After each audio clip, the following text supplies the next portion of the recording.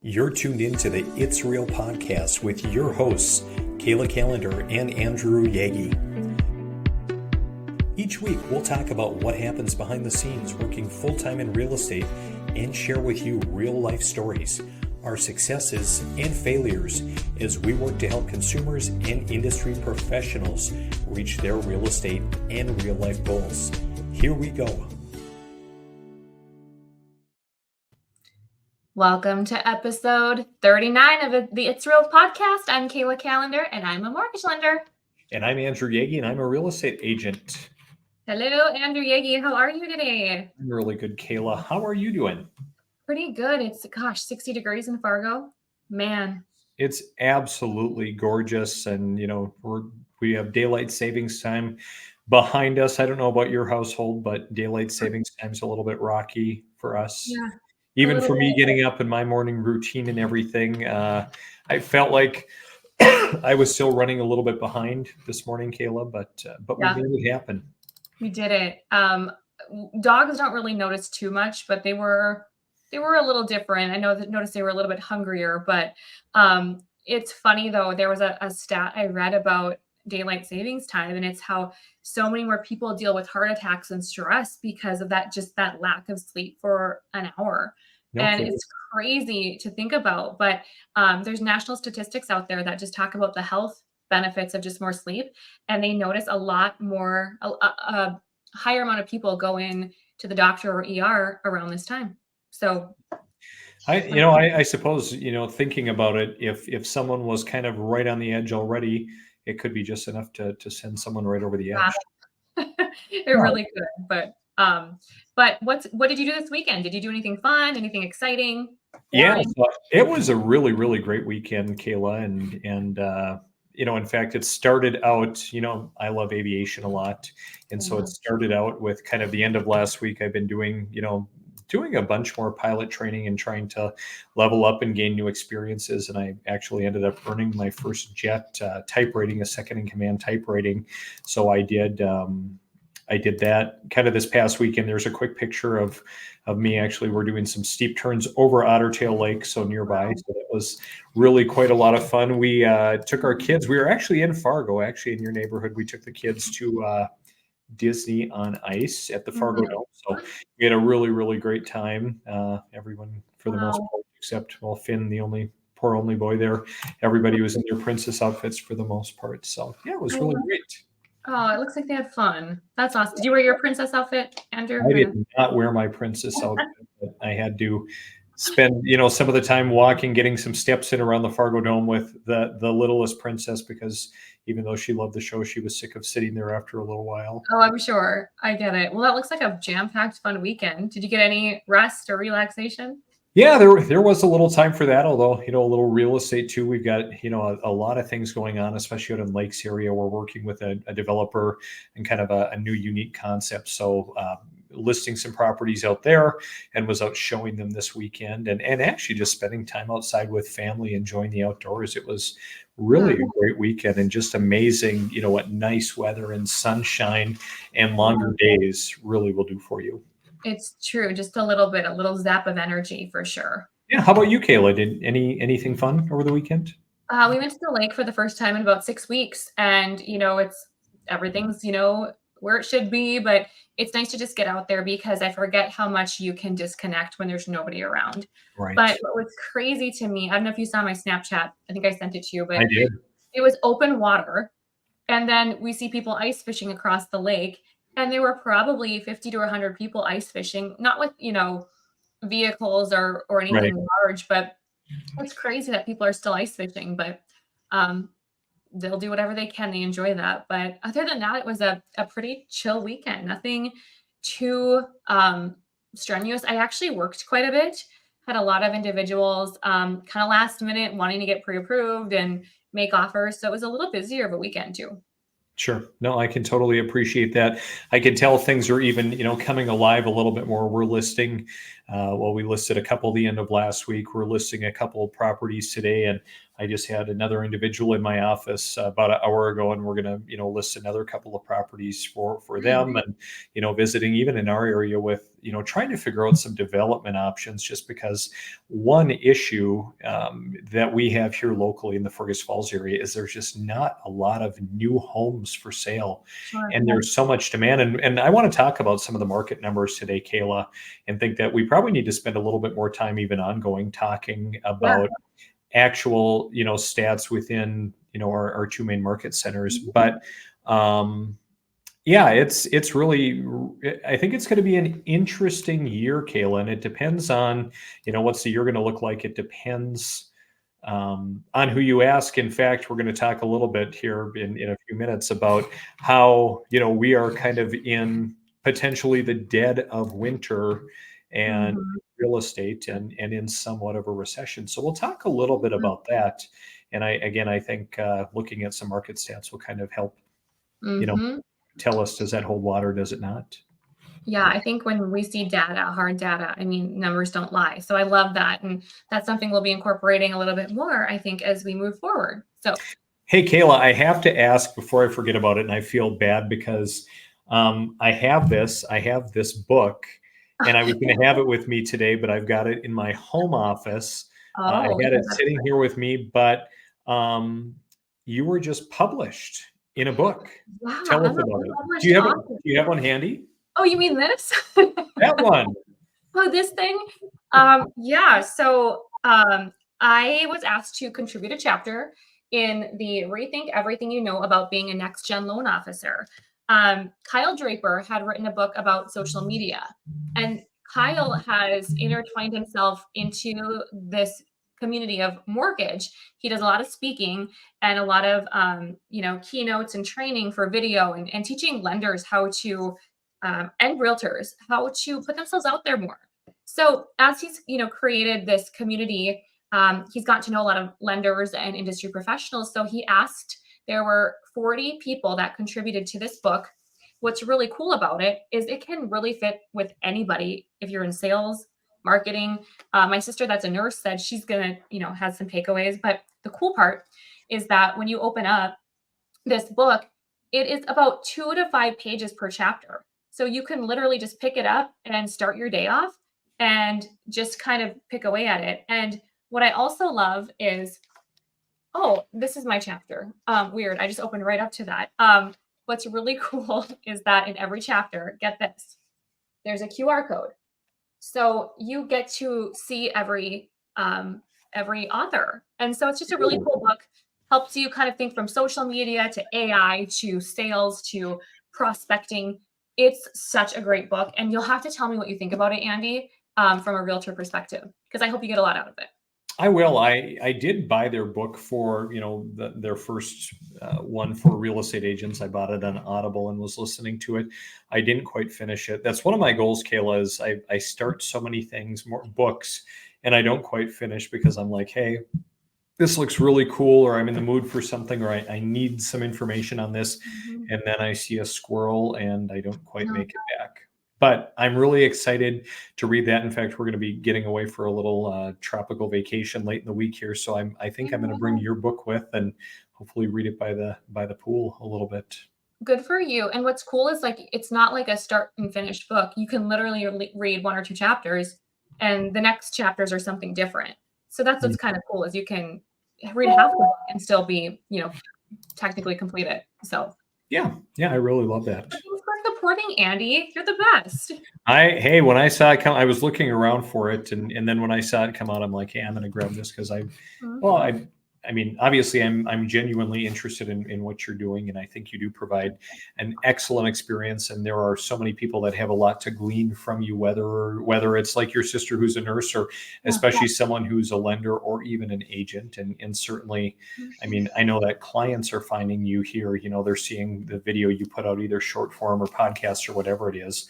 And they're looking and being like, wow, Kayla's got her act together. I do have to ask, because until you mentioned it recently, I didn't really know that you were, that people called you the LinkedIn girl or whatever. So maybe talk about that a little bit, and how did you garner that name?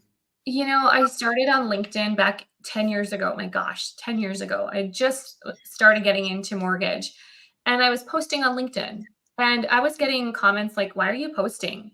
And, "Oh, Kayla, another closing." Like, it wasn't like the greatest feedback, but I saw other individuals posting and I was starting to engage with people on LinkedIn. And there was a point where I'm like, okay, is it a waste of time for me to post? Are people on LinkedIn? Are people noticing? People will see your items that you post, but they might not like it or comment. But at the end of the day, Andy, you're still being seen. And I was out with my sister, and I had some guy walk up to me on a Saturday night and he goes, "Hey, you're the LinkedIn girl." I was like, "What?" And he's like, "I love this, and that." And I thought at that moment, if this random person is seeing me and notices me, he knows what I do now. He's known what I do. What can I do if I pour into social media more? They're free platforms. You don't have to pay for it, but there should be no reason that somebody in Fargo Moorhead doesn't know what Kayla Kallander does. Yeah. So that's where I started to kind of get into social. And then as Instagrams and TikToks and all that came out, obviously you expand. But my point is of the chapter is that you never know where a connection will lead. And the reason that I wrote, and if you read my chapter, you'll find out everything, the reason that I was in this book was because of LinkedIn. And I can trace it back to about 8 years ago. And it's amazing how one connection leads to something else. And that's kind of what my chapter is about, and about getting your face out there, getting your name out there.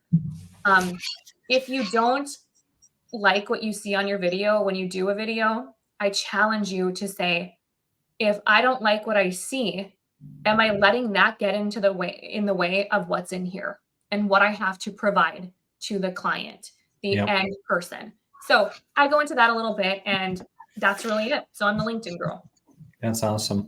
Well, now I'm even more intrigued to read it, and I can appreciate that as well. And even try to instill in my team frequently. Get out there and find your people. Like for me, I love aviation. I love agriculture. I love being there for kids events. Yeah. Some church related stuff, music, and just you're connecting with people in those ways. I mean, I was telling Matt, one of my agents in my office today, that I've been overhauling beets to the sugar beet plant, and the lady at the scale is like, "You're that real estate agent. I see your videos all over the place." Yeah. So that totally resonates with me, which is also probably why we're here, connecting and collaborating, because we both have a lot of drive.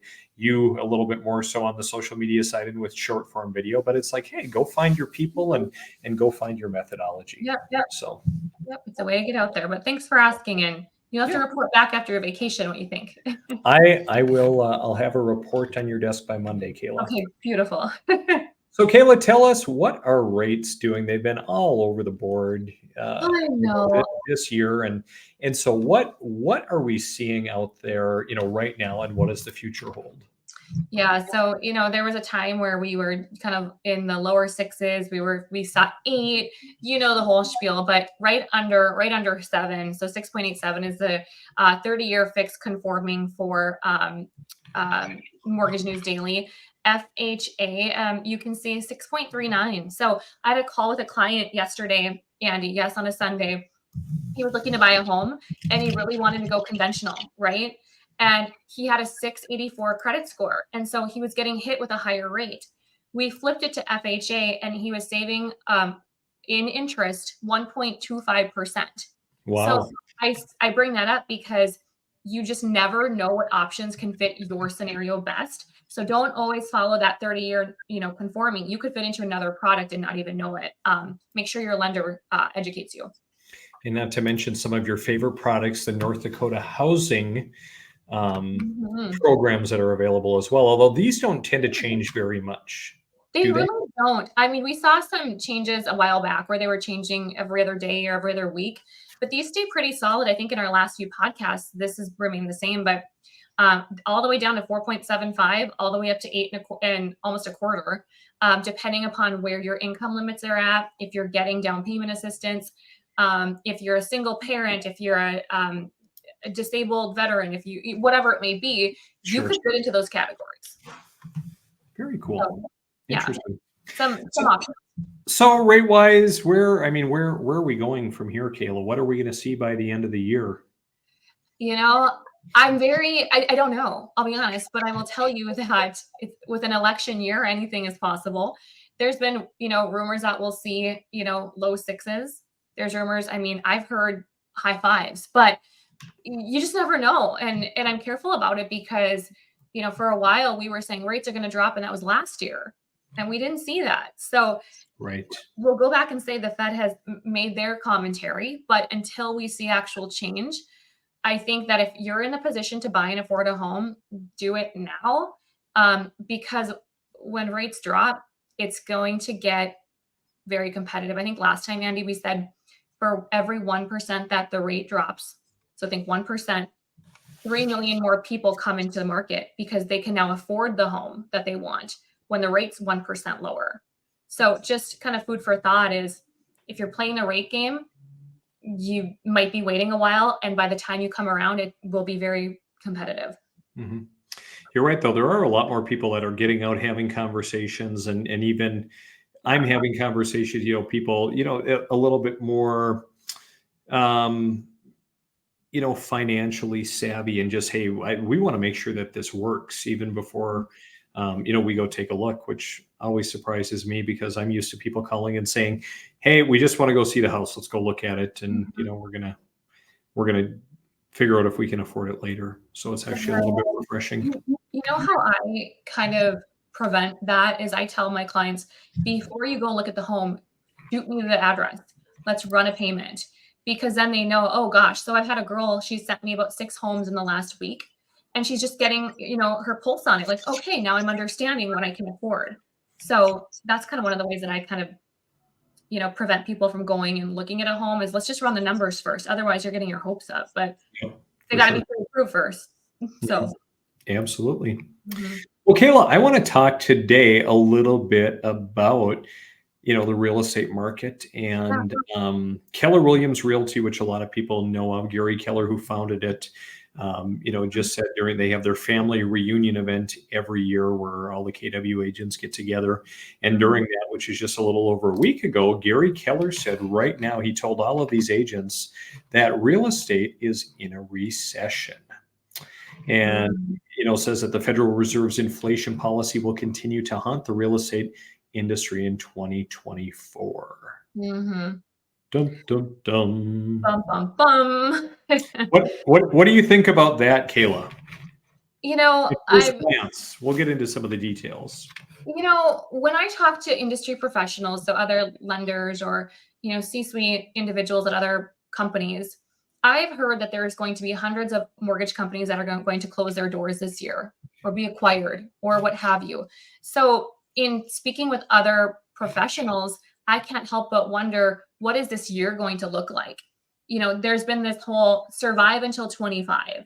There's a lot of thought around 24, even though the rates may drop, not being significant enough to make an impact. I ran numbers, Andy, just a quick $380,000 loan amount. The difference between 6.5% and 6% was $123. Is that enough to move the needle? I don't know. It depends on the person. But even if rates dropped, 0.5%, I still don't know if it's enough to get this more stimulation of this market. And I really think it depends on what market you're in. Are you in Denver? Are you in Minneapolis? Are you in Fergus Falls? Are you in Fargo? Yeah, I think it makes a difference there too. What are your thoughts on it all? Yeah, so at first glance, I thought, I can see that a little bit. And I think the other thing we have to remember is, when we think recession, we think of, a huge economic meltdown, and that isn't always the case. Gary Keller goes on, to talk about the fact that, hey, the real estate market did take a beating in 2023. Mortgage rates, kind of froze home sales. Consumer sentiment was kind of in the tank as well, which was not helpful. There were some landmark lawsuits going, against real estate brokerages in terms of compensation and commissions. And the National Association of Realtors has had a ton of problems as well. So industry wide, and even with lenders, there have been a lot of headwinds. And so when you talk about a lot of, lenders going by the wayside and companies getting out of business. I mean, the same thing, we've seen kind of a historic number of agents who have left the business. Equally, people come and go all the time. I think the difference with where we're at, Kayla, and I think some of the stats we'll share later will be a little bit telling, but like in our marketplace in Fergus Falls, we have very, very little new construction because there aren't lots or developments that are built out that are ready for new homes. So therefore, we're going to have a housing shortage for the foreseeable future. Fargo, they're building like gangbusters, probably building as many homes as they ever have. And still, I mean, maybe a little bit better inventory than what we would have in my immediate market, but it's still really, really challenging. And for sure, because when I think about my pipeline of clients right now, half of my pipeline is new construction. Like if that wasn't existing, where would we be at in Fargo? So I love that you bring that up. Yep. So I think this is kind of interesting here, and just a few more tidbits where, Gary talks about agents and consumers have been eagerly awaiting, for the storm clouds to break in 2024 as the Fed dangled the possibility of several rate cuts, the first of which is now expected to come mid-year. And while industry professionals may be ready to trade their raincoats for sunglasses, he said he's preparing for another round of bitter headwinds, and goes on to say, and I quote, "You're in winter right now and it's going to stay winter for a while," he said at the family reunion. "If you were hoping this year would give relief, that's not going to happen. The market isn't going to give you anything for a little while." What do you think about that? I kind of feel that. I feel it a little bit. I think that I've done enough trainings and the research and been on webinars to know that this year isn't going to be magical like maybe we had originally anticipated a year ago. And I think that that's okay. That allows people, like we spoke about, fine tune your craft. These clients of ours, they don't deserve a 2020 realtor or 2020 lender. They deserve this one-on-one attention and education.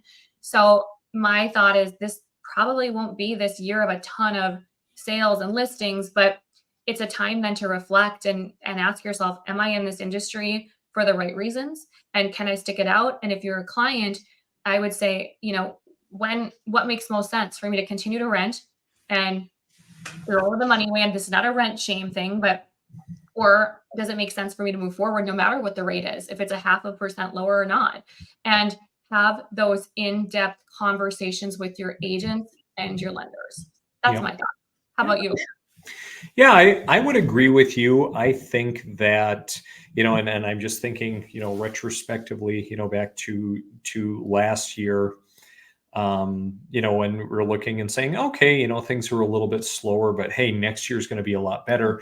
The Fed has all of these rate cuts planned. And even a couple of months ago, it was looking really, really hopeful. But of course, things change. And, and as Gary points out here, that the Fed's, inflation policy is going to continue to stifle the housing market for the foreseeable future. Of course, the Fed, they would say, and the government in their infinite wisdom is just trying to prevent a wider economic fallout. And the thing that, looking here, it talks about how every recession, Kayla, every recession over the past 59 years has been caused by the government or the banking sector. And the housing industry has often had to bear the cost of their bad decision making, and how the Fed wants us to come right up on the border of an economic recession. But right now, real estate is in a recession. You are in a recession, but the economy's not. So as long as they can keep us in a recession and keep the economy out, they're going to keep rates high. And I kind of am probably seeing that. And I watch, a variety of material from different economists out there, and especially people that specialize in real estate, and see some of like the developments, like one was showing, and we can maybe look at this another time. I don't have it prepared today, but showing like in the Dallas area where they have all, some of these small towns outside of the DFW area, and how they have all of the rows upon rows of unfinished new houses. I think they're, in some of those large markets, I think that they are going to, they're going to have some issues, is what I think. But I think around here, I don't know so much. I think that we never really get the full heat of whatever the nation feels. I think about even COVID. If I say that, we're probably going to get blocked or something from this podcast. Be careful. But when you think about it, it wasn't as intense as everywhere else. I always feel like no matter what's happening in the nation, good, bad, and different, this area, especially up north here, we don't ever really feel that impact as much. So, I mean, if you're looking in New York or you're looking on the coast, I feel like you may feel this more. I really do. Around here, I guess time will tell. So we've given our opinions. We've looked at Gary's article, and I think it's good to be mindful of that, and just be cautiously optimistic. I look at in our office here, we're already having a really good year, and I think we're going to continue to have a good year. And the big part is, because I think we provide a much better than average experience for individuals. We're one of the few brokerages that or teams that actually provide some solid marketing, and I think the same thing for you too, Kayla. Is that you're far above average compared to most lenders. So I think you're going to have a really good year too. But I know that, there are a lot of people out there that are going to have a tough year. And even on the consumer side, there are a lot of people that aren't going to quite be able to reach their real estate goals, because of where they're sitting financially as it pertains to rates. Well, and I've said it before and I'll say it again. I'm really good at that, being a broken record, but a client does not deserve that 2020, 21 lender that was just locking your rate, getting it to closing, getting it to closing so fast. A client deserves someone that's going to sit down and educate them, because things are hard right now. Things are expensive, rates are higher. And when a client really sees $200 more a month, $500 more a month in a payment, unless you're really breaking that down for a client, of course they're not going to want to buy. Of course they're going to be scared and gun shy. So I think that not just clients, but realtors need lenders right now that are going to empathize and educate and slow down and just take your time. Yep. Because that's when I see individuals succeed. So that's my thoughts on this market, and I think where people can find success. And I would say too, the other piece is be sure to align yourself with a great agent too. We're getting more and more as the market's been depressed. A lot of agents in our marketplace, they are working, very, very, very part-time at real estate. And they have other jobs, and hey, I get it. They have to be able to feed themselves and their family. But I would also challenge individuals who are serious about buying is that, you deserve better than someone who's putting in a part-time effort. So be sure you're aligning yourself with the right people. I will even chime in on that from a lender perspective. I can see the agents that are well-versed and experienced, because the client gets the best experience when they're working with someone that knows exactly what they're doing. They've been in a tough market. They've been in an easy market, a fast market. By choosing a realtor that is driven, that understands every market, and that is full-time, like you said, that just sets everybody up for success, whether it's negotiating, whether it's deciding to go in FHA or conventional. The client probably doesn't realize just how important and how much a realtor does. So my advice to anyone listening is ensure that you are interviewing and speaking with realtors that are seasoned for sure. Absolutely. Kayla, we could talk some market stats today. We could keep it for next time. You want to keep going? Where are you at today? Let's keep it for next time, Andy. Let's keep these people holding on. I like it. So again, we talked a lot about today about Gary Keller and kind of his mindset about a recession.